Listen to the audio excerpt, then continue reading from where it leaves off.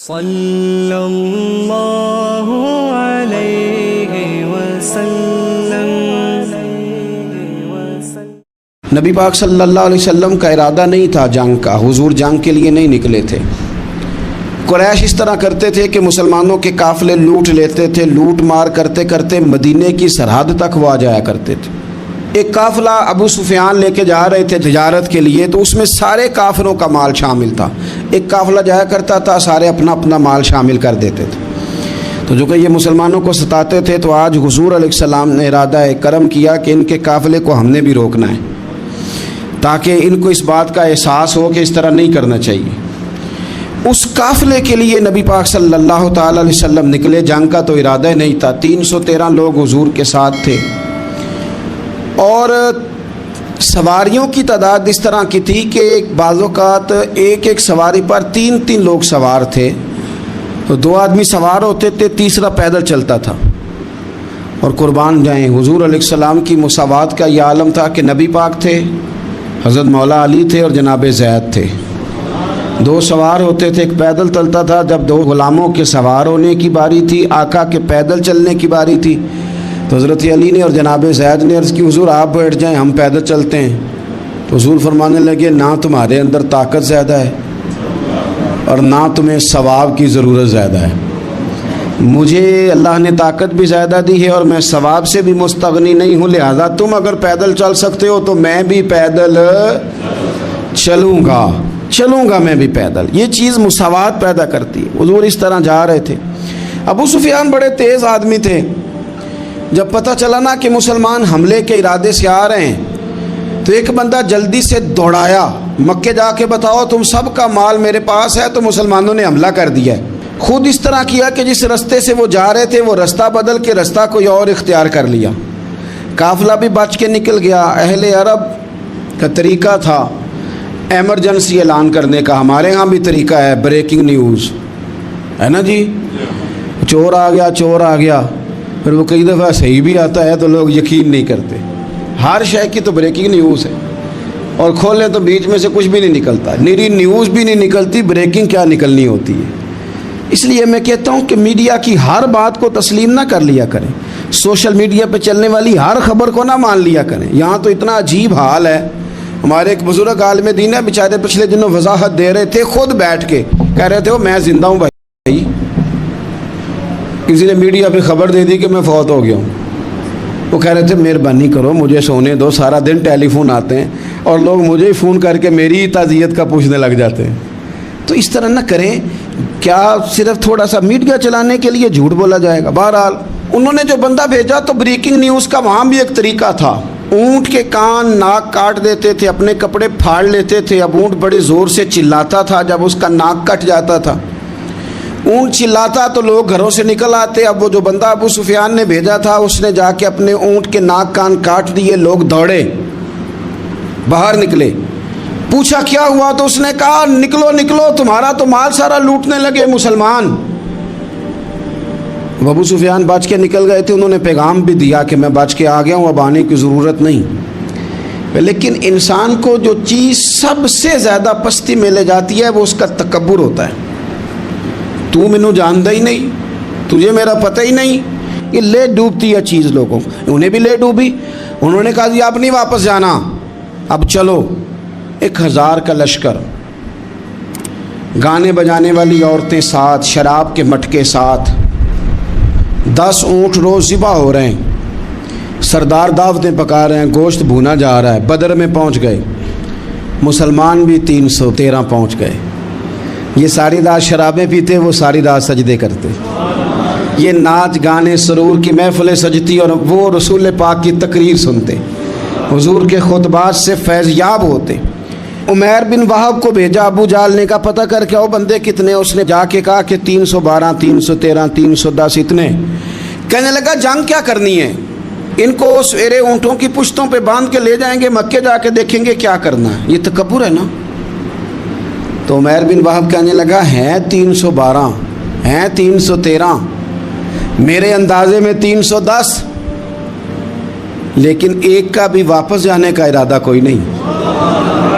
میں نے جس کو بھی دیکھا ہے شہادت کی دعا مانگتے دیکھا ارادہ بڑا پکا لے کے آئے. شہادت ہے مطلوب و مقصود مومن، نہ مال غنیمت نہ کشور کشائی. نبی پاک صلی اللہ علیہ وسلم نے جب دیکھا نا کہ وہ تو جنگ کے لیے آن پہنچے ہیں اور ارادہ تو قافلے کا تھا، تو حضور نے صحابہ سے مشورہ کیا. نبی پاک علیہ الصلوۃ والسلام نے ہمیں بتایا کہ چیزیں مسلط نہ کرو. ہم نہ اپنا مسلط کرتے ہیں، یعنی تراویح پڑھنے والا بندہ دوسروں کو بڑا گھورتا ہے کہ تو کیوں نہیں پڑھتا، بھئی تو پڑھ رہا ہے نا تو اللہ سے دعا کر یہ بھی پڑھے. لیکن اپنا مسلط نہ کر، دعوت دے، تبلیغ کر. نفل پڑھنے والا سب کو گناہ گار ہی سمجھنے لگ جاتا ہے. عصر کی پہلی 4 سنتے تو کیوں نہیں پڑھتا، تو کیوں. بھئی آپ مسلط کریں گے، آپ رائے دیں اور رائے دے کے سائڈ پہ ہو جائیں. مسلط کرنے کی تو اجازت نہیں. حضور کا تو حکم چل سکتا ہے نا، چلتا ہے نا. لیکن حضور نے بھی صحابہ سے پوچھا، بھئی وہ تو لڑنے آ گئے ہیں، اب کیا کرنا ہے؟ تو حضرت صدیق اکبر کہنے لگے، حضور کرنا وہ ہے جو آپ نے فرمانا ہے.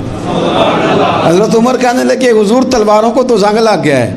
اور جناب علی شیر خدا مرتضی مشکل کشا غل عطا، مولا کائنات فرمانے لگے، حضور علی اور تلوار یہ تو رشتہ ہی بڑا پرانا ہے، تیاری کریں. حضور کا خیال تھا کہ انصار بھی تو بولے نا، یہ تو سب مہاجرین بول رہے ہیں. انصار کو جب سمجھ آئی نا کہ اشارہ ہماری طرف ہے تو حضرت سعد بن عبادہ اٹھے، کہنے لگے، حضور آپ کا اشارہ ہماری جانب ہے؟ فرمایا ہاں. کہا یا رسول اللہ صلی اللہ علیہ وسلم خشکی پہ بھی لڑیں گے اور دریا میں بھی لڑیں گے. حضور انسانوں سے بھی لڑیں گے اور آپ حکم دیں گے تو جنوں سے بھی لڑیں گے. وہ بیٹھے تو حضرت مقداد اٹھے اور کمال کر دی، کہنے لگے یا رسول اللہ آپ ہم سے ارادہ پوچھ رہے ہیں؟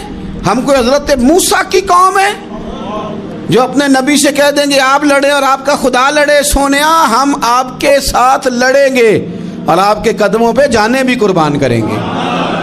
نبی کا حکم ہو تو کود جائیں ہم سمندر میں اور جہاں کو محو کر دیں نعرہ اللہ اکبر میں. نہتے 313 بشر شوق شہادت میں نکل آئے تھے میدان میں محمد کی قیادت میں. نہ تیغ و تیر پہ تکیا، نہ خنجر پہ، نہ بھالے پر، بھروسہ ہے تو ایک سادی سی کالی کملی والے پر. نبی پاک صلی اللہ تعالیٰ علیہ وسلم نے جذبات سنے تو فرمایا چلو نہ چلیں، پر چھوٹے چھوٹے بچے واپس کر دو.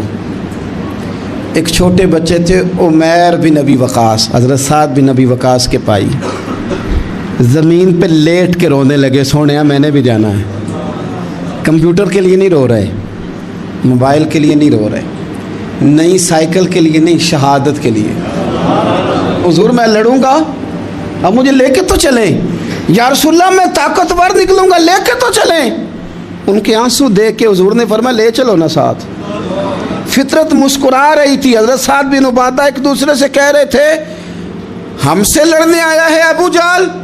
جس قوم کے بچوں کی شجاعت کا یہ عالم ہے، اس قوم میں علی کا کیا حال ہوگا اور امیر حمزہ کا کیا عالم ہوگا. یہ ہمارے ساتھ مقابلہ کریں گے یہ لوگ.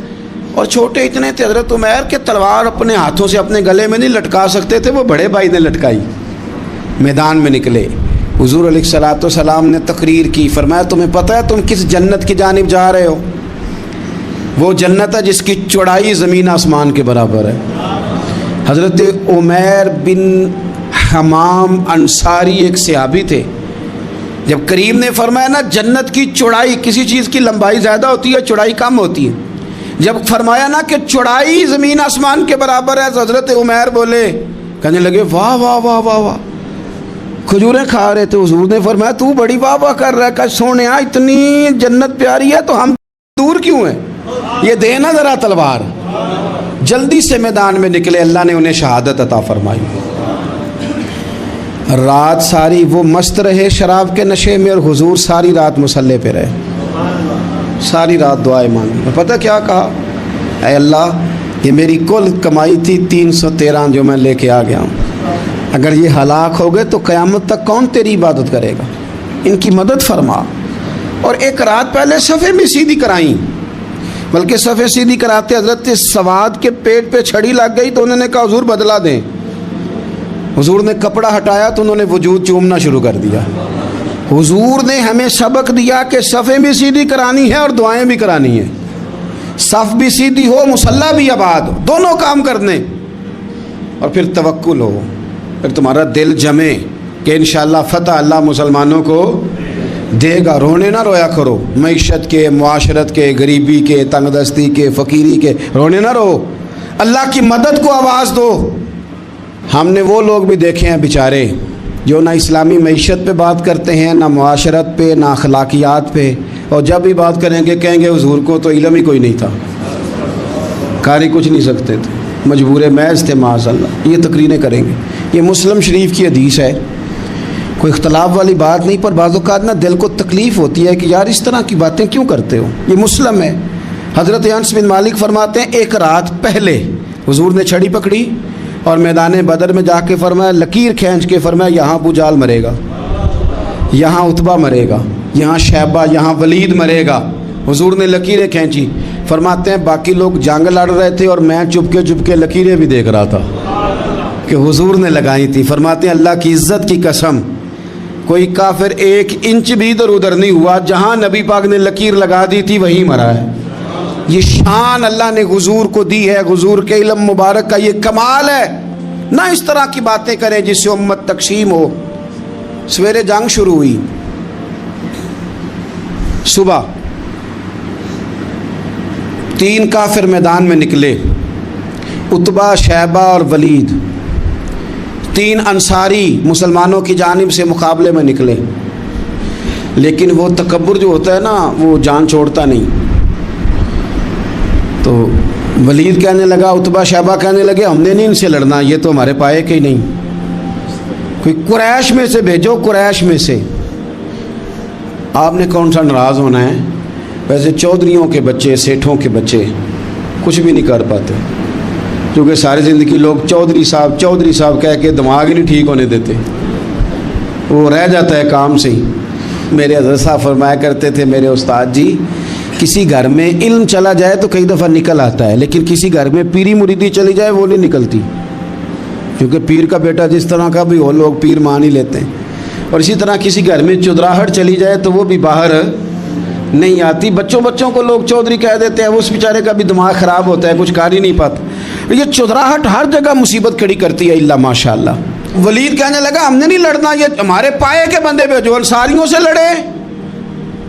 تو فطرت مسکرا کے کہہ رہی تھی لگتا ہے تمہارا جلدی مرنے کا ارادہ ہے، ٹھیک ہے۔ پھر نبی کریم نے فرمایا ٹھیک ہو گیا، چلو ابو عبیدہ بن جراح اٹھے، حضرت عبیدہ اٹھے۔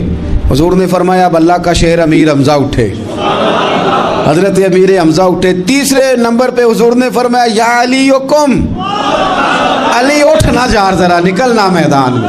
دیواریں ہلتی رہتی ہیں اور در کانپ جاتا ہے، علی کا نام سن کے اب بھی خیبر کانپ جاتا ہے۔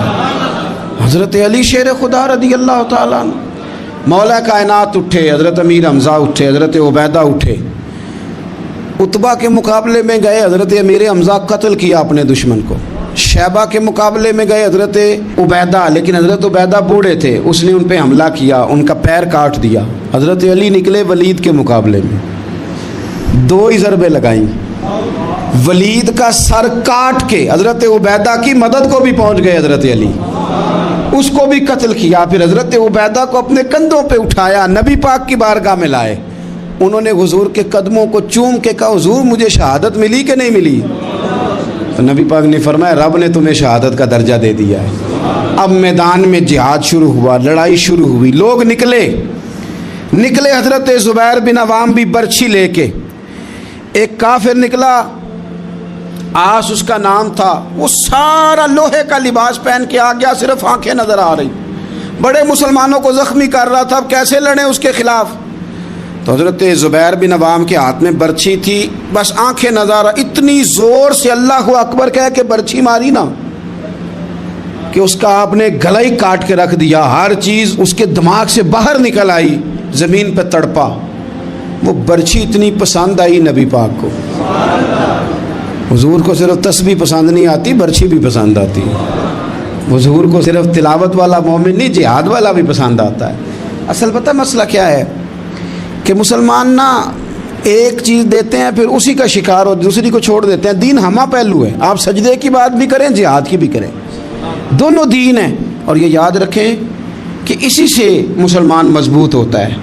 حضور کو برچھی اتنی پسند آئی کہ آپ کو بخاری میں ملے گا نبی پاک نے برچھی لے کے بطور یادگار کے اپنے پاس رکھ لی. پھر وہ برچھی حضرت صدیق اکبر کے پاس رہی, پھر وہ برچھی حضرت عمر کے پاس رہی, پھر حضرت عثمان کے پاس رہی, پھر مولا علی کے پاس رہی. میں ان لوگوں کو کیا کہوں جنہوں نے مکے مدینے میں نبی پاک کی یادیں مٹا دی ہیں. سونے نے تو صحابہ کی یادگار تلواریں بھی سنبھال کے رکھی, اور تم نے حضور نے جس کنویں سے پانی پیا تھا وہ کنواں ختم کر دیا. تم نے جہاں حضور نے غسل کیا تھا وہ جگہ ختم کر دی. کیا بات کرتے ہو صاحب, وہ جگہیں تو ہمارے لیے چومنے کے لائق تھیں اور آنے والی نسل کو وہاں عقیدت کے پھول برسانے تھے. تم نے کیا سلوک کیا؟ جنگ آگے بڑھی, تلواریں چمکی, 2 چھوٹے بچے. او نوجوانوں, خدا را واپس لوٹو اپنے دین کی طرف. 2 چھوٹے بچے, اور یہ اس طرح کے لفظ ہیں. مجھے کہہ لینے دو وہ دیسی تھے, مجھے کہہ لینے دو پینڈو تھے. وہ 2 بچے آ کے حضرت عبد الرحمن ابن عوف سے پوچھتے ہیں, کہتے ہیں چاچا جی ابو جال کدھر ہے؟ یہ لفظ ہیں حدیث میں, چاچا جی, چاچو کدھر ہے ابو جال؟ کہتے ہیں میں نے ہاسکے کا پتر, تم نے کیا کہنا ہے؟ تو چھوٹے والے کو باتیں بھی صحیح نہیں کرنے آتی تھیں. کہنے لگا چاچا اسے مارنا ہے. کہا کیوں مارنا ہے؟ کہا اس لیے کہ ہم نے سنا ہے وہ ہمارے نبی کو برا کہتا ہے معاذ اللہ. کہا تم اگر نام مار سکے تو چھوٹا کہہ رہا ہے, کہتا نام مار سکے تو مریں گے تو صحیح نا حضور کے نام پہ. حفیظ جلندری کہتے ہیں وہ کہہ رہا تھا مریں گے یا ماریں گے اس ناری کو, سنا ہے گالیاں دیتا ہے وہ محبوب باری کو. معاذ اللہ حضور کو برا کہتا ہے. میدان میں آئے دونوں, زور زور سے تلواریں ماری, گھوڑے سے گرا لیا ابو جال کو. حضرت معاذ جو تھے بڑے والے, ان کا بازو کٹ گیا, تھوڑا سا گوشت سال لٹک رہا تھا. یہ نرم و نازک بچے ہمارے, یہ میدانوں میں کام کریں گے, جن کو تھکاوٹ ہوتی ہے, جو پیناڈال کی گولی کھا کے سوتے ہیں رات کو. بازو لٹک رہا تھا, حضرت معاذ نے اس پر اپنا پیر رکھا, جھٹکا دے کے اتار دیا. حضرت عبداللہ ابن مسعود کو کہا, انہوں نے گردن کاٹ دی ابو جال کی. دونوں تلواریں لے کے حضور کے پاس گئے. چھوٹا کہتا ہے حضور میں نے مارا ہے, بڑا کہتا ہے حضور میں نے مارا. کہتا ہے نہیں تو پیچھے تھا, میں نے مارا ہے. وہ کہتا ہے نہیں تو بعد میں آیا تھا, میں نے مارا ہے. فرمایا تلواریں دکھاؤ نا. جب تلواریں دکھائیں تو حضور فرمانے لگے تم دونوں نہیں مارا ہے, برابر کا ثواب ہے. جس کا بازو کٹا تھا کریم رسول نے فرمایا ادھر لا نا بازو. وہ بازو لائے, حضور نے اسی جگہ رکھ کے نا دوبارہ لعاب دہن لگایا. حضرت معاذ حضرت عثمان غنی کے زمانے تک موجود رہے. فرماتے ہیں کٹنے سے پہلے طاقت کم تھی, جب حضور نے جوڑا ہے تو طاقت پہلے سے زیادہ ہو گئی ہے, پہلے سے زیادہ ہو گئی ہے طاقت. کہتے ہیں کہ نبی پاک سید عالم صلی اللہ علیہ وسلم کی خدمت میں حضرت عکاش آئے, کہنے لگے سونیا میرے جذبات کنٹرول میں نہیں آ رہے, میں ان بے ایمانوں کے گلے کاٹوں گا, پر میرے پاس تلوار ہی کوئی نہیں. کوئی تلوار ہو تو ماروں نا. ایک درخت کی جڑ تھی, ٹہنی تھی, حضور نے یوں کر کے کھینچی, فرمایا یہ لینا تلوار. کہتے ہیں وہ حضور کے ہاتھوں میں ٹہنی تھی, میرے ہاتھوں میں آتی گئی اور تلوار بنتی گئی. پھر اس سے کافر کاٹے حضور کے معجزات. 5000 فرشتہ بھیجا اللہ نے جنگ بدر میں. کتنے؟ یہ میں نے بات اس لیے بیان کی ہے کہ اقبال نے ایک مشورہ دیا, کہتے ہیں تو فضائے بدر تو پیدا کر, فرشتے تیری نصرت کو اتر سکتے ہیں گردوں سے, کتار اندر کتار اب بھی. اقبال کیوں ایسا کہہ رہا ہے؟ تو اقبال کہتے ہیں اس لیے کہ آج بھی ہو اگر ابراہیم کا ایمان پیدا, تو آگ کر سکتی ہے انداز گلستاں پیدا. 5000 فرشتہ آیا. مجھے تو لگتا ہے فرشتوں نے بھی دعا کی تھی کہ یا اللہ ہم تیرے نبی کی قیادت میں لڑنا چاہتے ہیں. فرشتے آئے. سپر پاور تھی روما, بڑی طاقتور سمجھتی تھی. ایران, روم, یہ کیسر و کسرا, بڑی طاقتیں تھیں. عرب کے لوگ تو بوریا نشین تھے, صحراؤں میں نکل کے انہوں نے الٹ پلٹ کے نہیں رکھ دی سارا کچھ. علامہ اقبال سے کسی نے پوچھا تھا کہ مسلمان دوبارہ سے کبھی میدانوں میں آئیں گے, تو اقبال کہنے لگے ہاں ضرور آئیں گے, آئیں گے, یہ نکلیں گے. کیا کس طرح؟ کہنے لگے میں نے فرشتوں سے سنا ہے. نکل کے صحرا سے جس نے روما کی سلطنت کو الٹ دیا تھا, نکل کے صحرا سے. قدسی کہتے ہیں فرشتوں کو, اقبال کہتے ہیں رات وہ باتیں کر رہے تھے, میں نے سنا ہے کہ نکل کے صحرا سے جس نے روما کی سلطنت کو الٹ دیا تھا. سنا ہے میں نے یہ قدسیوں سے کہ وہ شیر پھر ہوشیار ہوگا. وہ جاگے گا، وہ بیدار ہوگا، یہ قدسیوں سے سنا ہے میں نے، وہ آئے گا میدانوں میں۔ گمسان کا رن پڑا، ابو جال قتل ہوا، امیہ قتل ہوا، کچھ دیر کے بعد مارا گیا، ابو البختری اور عتبہ اور شیبہ اور ولید بڑے بڑے سردار قتل ہوئے، 70 کافر مارے گئے، 70 مسلمانوں نے قیدی بنائے، باقی بھاگ گئے اور سامان چھوڑ کے بھاگ گئے اور گھوڑے چھوڑ کے بھاگ گئے، اور جس کو ادھر بھاگنے کا موقع ملا ادھر بھاگا، کہہ رہے تھے ان کو باندھ کے لے جائیں گے، اور جس کو ادھر بھاگنے کا موقع ملا وہ ادھر بھاگا۔ پیچھے سے حضرت سعد بن عبادہ بول رہے ہیں، کہنے لگے ہم نے تو سنا تھا مردوں سے مقابلہ ہے، تم تو بیویوں سے بھی کمزور نکلے ہو، کیا بھاگتے ہو؟ 14 مسلمان شہید ہوئے صرف، 3 دن حضور نے قیام کیا بدر میں، قربان جائیں۔ جنگ کا آغاز بھی میرے نبی کے سجدے سے ہوا، اور جنگ ختم ہوئی تو پھر قریب سجدے میں چلے گئے۔ اللہ تیری مدد آئی تو کام بنا، تیری مدد نہ ہوتی تو کچھ نہ کر پاتے۔ عزیز دوستو، ہم جس دین کے ماننے والے ہیں وہ دین برحق ہے، اور جس پیارے محبوب صلی اللہ تعالیٰ علیہ وسلم کے ہم ماننے والے ہیں وہ محبوب علیہ السلام اللہ کے آخری رسول ہیں۔ نبی اکرم صلی اللہ تعالیٰ علیہ وسلم کامل، اکمل اور مکمل دین لے کر تشریف لائے۔ اب یہ دین اسلام ایسا مضبوط، ایسا مستحکم دستور حیات ہے کہ قیامت تک اسی دین کا سکہ چلے گا۔ وقتی طور پر جو حالات امت پر اس وقت گزر رہے ہیں اس میں امت محکوم نظر آتی ہے، کمزور نظر آتی ہے، اور ہم دیکھتے ہیں کہ غیروں کا رعب بھی ہمارے حکمرانوں کے چہروں اور ان کے لہجوں پر نظر آتا ہے۔